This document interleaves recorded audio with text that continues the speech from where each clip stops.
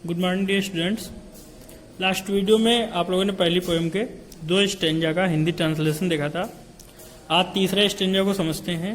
पहले बताया था मैंने कॉम्प्रिहेंशन जो आप लोग करेंगे, लिखवा तो आपको दिया जाएगा, लेकिन एग्जाम में आपको अपने पास से ही आंसर्स लिखने हैं, इसलिए स्टेंजा को काफ़ी अच्छे से स्टडी करें।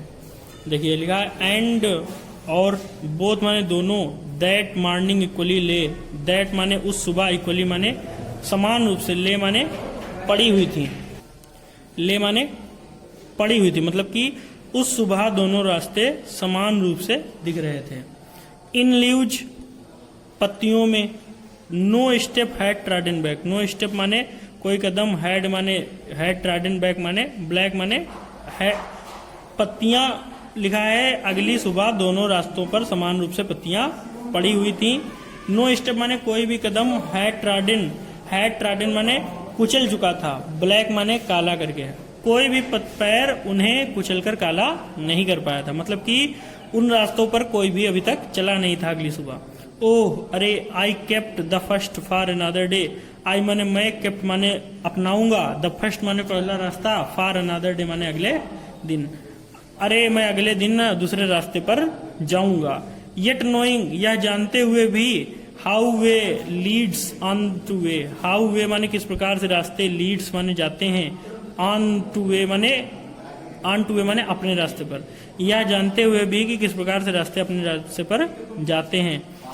ठीक, आई डाउटेड, मुझे संदेह है, if I should ever come back, मुझे यह संदेह है, इफ माने कि क्या, I should ever come back माने कि क्या मैं कभी इस रास्ते पर वापस आ पाऊंगा। तो कह रहा है अगली सुबह दोनों ही रास्ते एक जैसे दिख रहे हैं, दोनों रास्तों पर पत्तियां पड़ी हुई हैं और अभी तक कोई भी व्यक्ति उन रास्तों पर गया नहीं था।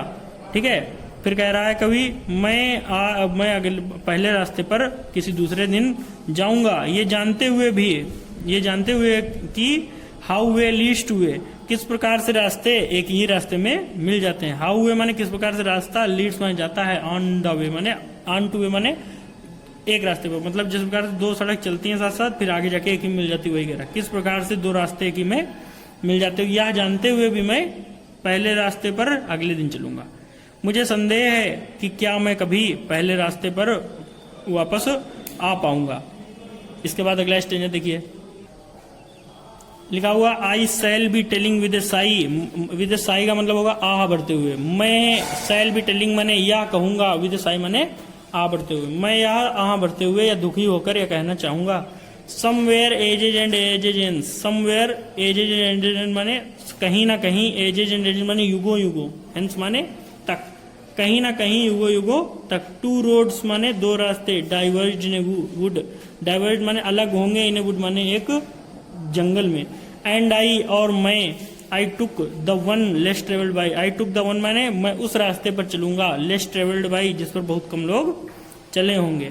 एंड माने और, that has made all the difference, और दैट माने यही, हैज मेड माने कर देता है, ऑल द डिफरेंस माने अंतर पैदा कर देता है, और यही बात अंतर पैदा कर देता है। तो कह रहा है मैं दुखी होकर यह कहना चाहूंगा कि युगों युगों तक 2 रास्ते एक जंगल में अलग अलग होंगे और मैं हमेशा उसी रास्ते को लूंगा जो रास्ता कम चला गया होगा, और यही बात औरों से मुझे भिन्न कर देती है या अंतर पैदा कर देती है। इसका सेंस जब हम लोग निकालेंगे तो कवि कह रहा है अब मुझे दुखी होकर यह कहना पड़ रहा है कि आगे भी जीवन में कहीं ना कहीं किसी समय पर 2 रास्ते अलग अलग होते होंगे और मैं हमेशा उसी रास्ते को चुनता रहूंगा जो रास्ता कम लोगों द्वारा चला गया होगा, और यही बात मुझे मेरे जीवन को परिवर्तित कर देती है। मतलब कह रहा है कि हमें हमेशा उस रास्ते को चुनना चाहिए जो हमें लगता है सही, ये देखकर नहीं चुनना चाहिए कि किस रास्ते पर बहुत अधिक लोग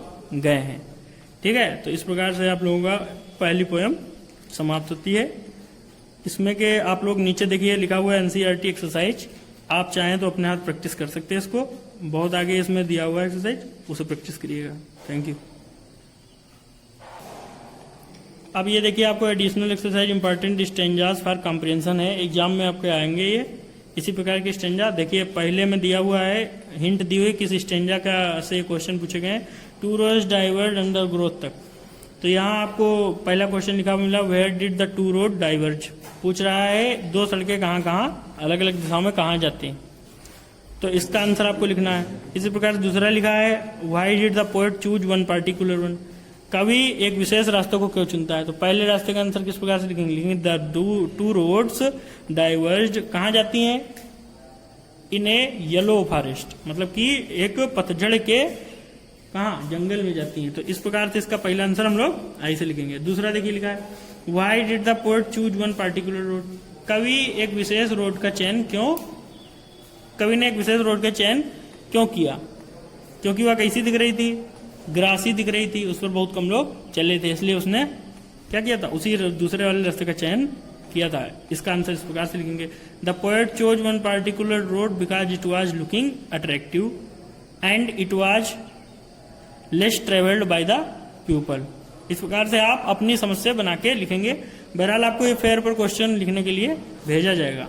फिर भी देखिए, what did he find about the road, उसने सड़क के बारे में क्या पाया कि सड़क अंत में कहाँ, पौधों के झुरमुटों में आगे जाकर क्या हो जाती है, गायब हो जाती है। ठीक है, सेम इसी प्रकार से दूसरा स्टेंजा देखिए, लिखा है then took the other about और से अबाउट द सेम। लिखा है which road was grassy and wanted wear. Which road माने कौन सी सड़क, वाज ग्रासी माने घास युक्त थी, एंड वांटेड वेयर माने कम लोगों के द्वारा चली गई थी। तो हमने पढ़ा हुआ है, लाइन में लिखा हुआ था then I took the other road which was grassy and wanted wear. तो क्या हो जाएगा, the second road was grassy and wanted wear. इसका आंसर ऐसे लिखेंगे। दूसरा क्वेश्चन देखिए, लिखा why was the road like this because. सड़क ऐसी क्यों थी, क्योंकि पहला ऑप्शन दिया है few people took this path. ठीक है, कम लोग इस रास्ते पर चले थे।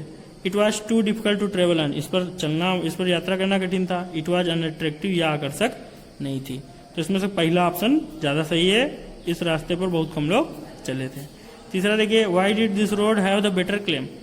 इस रास्ते पर जाना ठीक क्यों था, ठीक है, क्योंकि इसका तो पता है आप लोगों ने, क्योंकि यह रास्ता कवि को बहुत अधिक आकर्षित कर रहा था और इस पर बहुत कम लोग चले थे, यह देखने में अच्छी लग रही थी। जैसे हम लोगों के कभी होता है कहीं जाना होता है तो हम लोग उबड़ खाबड़ रास्ते पर नहीं जाते हैं, अच्छे जहाँ पर स्पीड अच्छी पकड़े उस रास्ते पर जाते हैं हम लोग।